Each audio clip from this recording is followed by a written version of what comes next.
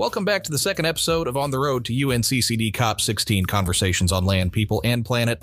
Today we're going to take another look at one of the main topics of UNCCD's 16th session of the Conference of the Parties, Governance Day. We're delighted to welcome Andrea Meza, Deputy Executive Secretary of the United Nations Convention to Combat Desertification and a passionate advocate for sustainable land use and equitable land governance. Andrea has lots of experience in climate policy and environmental management. She's been instrumental in creating governance frameworks that focus on what communities need and the health of our ecosystems. Andrea will be sharing her insights on why good governance is essential for sustainable land use and why it's so important to empower women, subnational governments, and indigenous communities if we want to see meaningful and lasting change. Andrea, thank you so much for joining us today. Governance can seem like a big abstract concept, but when it comes to land, it's really about very tangible issues like who has the right to use the land, how decisions are made, and how resources are allocated.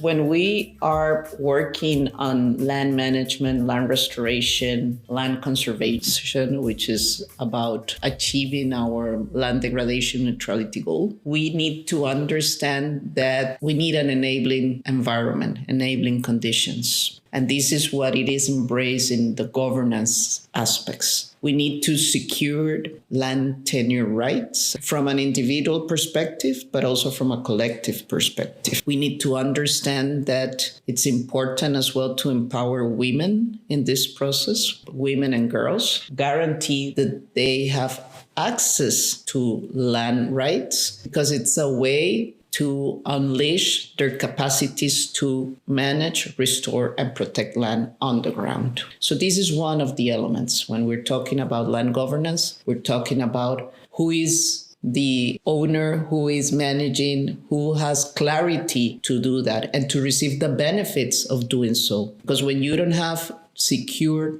land rights, then if we want to put in place a process of carbon credits and paying for the good management of land, then we cannot pay it if there is no clarity on who is the owner. If we want to secure and guarantee different actions to use the land as an asset and have access to the banking system, we cannot do it because it's no clarity of who is the owner.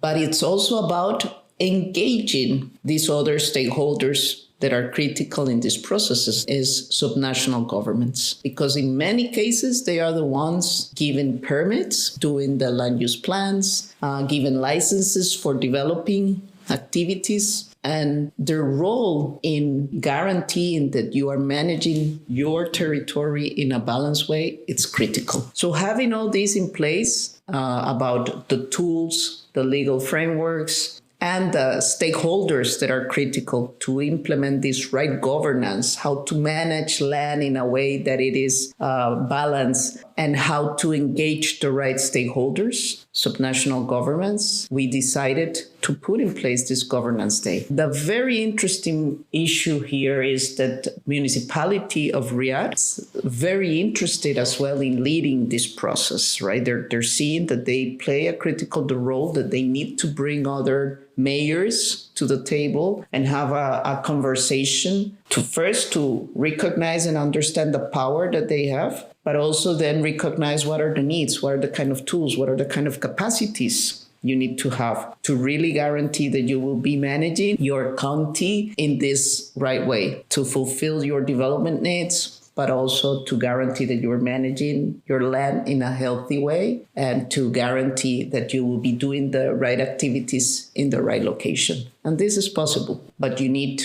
these tools, you need these plans, and you need these legal frameworks that guarantee that first people know we have secured titles, concessions, whatever the legal figure is, and that you then are entitled to become the stewardship of that area. And these are the elements that we will be discussing during this day. The engagement of these subnational governments, the importance of land tenure issues, how to unleash the power of women and girls to be these stewards of land, and to also facilitate the access to the right tools. When we see the data, we are clear that Yes, women are half of the population, but only 25% of the land is in women's hands. So there is a clear gap. And if we take a more in-depth look in some regions, then the numbers are even worse. We cannot continue like this. And to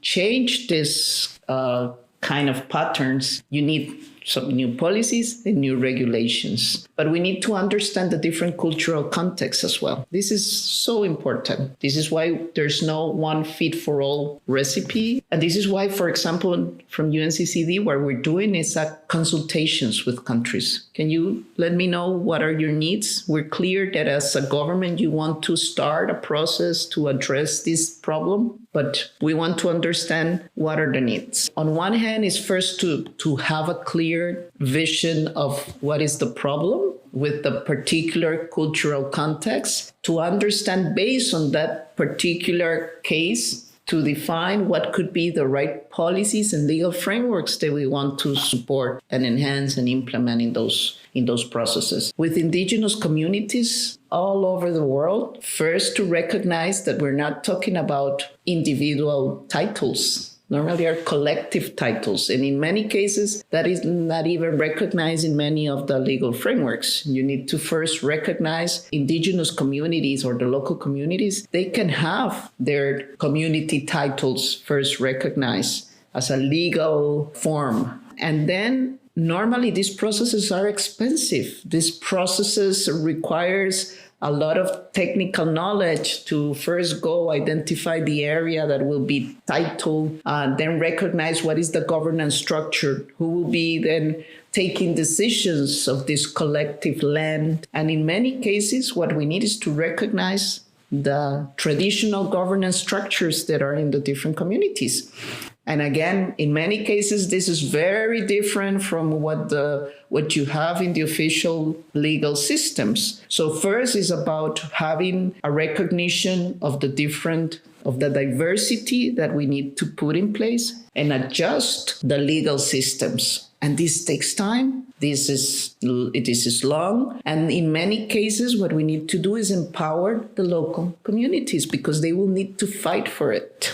They will need to go and push, to see the transformation, to see the adjustments. They will need to not only to convince the government, to convince the parliaments, but because in many cases, this will not happen just talking to the governments. And then the governments, in many cases, once you have then the legal recognition that it is possible, then is mobilization of resources to put in place these areas. And this is why as well, for the first time in this convention, we're also trying to bring the indigenous and local communities and have a conversation, a dialogue, because these issues of land tenure, we are a treaty where you have COP decisions, right, on land tenure. And I'm sure that a lot of these indigenous and local communities, they're not aware that this COP decision exists. So one first element is please come to this process. You will find that in this process, there are a lot of tools there that you can be using at your national level to push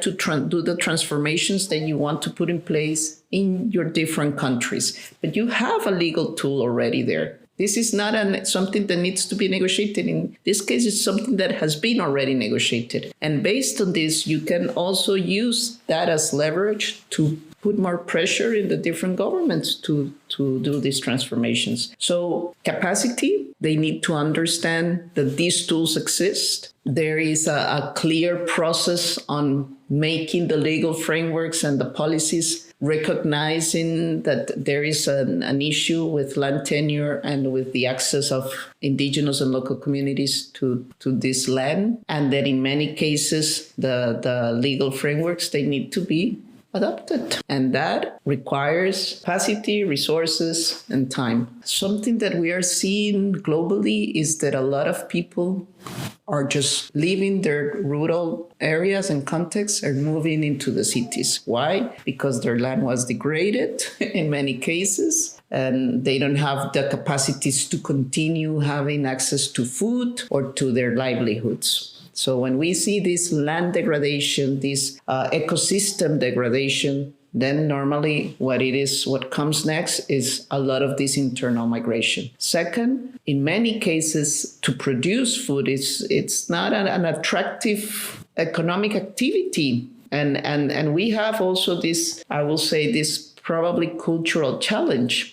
In many cases, people, when they think what is progress, they think of progress as being living in the cities. And we're seeing this migration happening. How to manage the cities in a sustainable way and at the same time trying to rebalance and make people go back or stay or in the rural areas, it's a challenge to most of the governments. In countries where they do good planning, they try to generate good services, good conditions so people can have their good development and their prosperity in the areas where they are, with good access to schools, health, electricity, some of the elements that you need and that you have the right to have.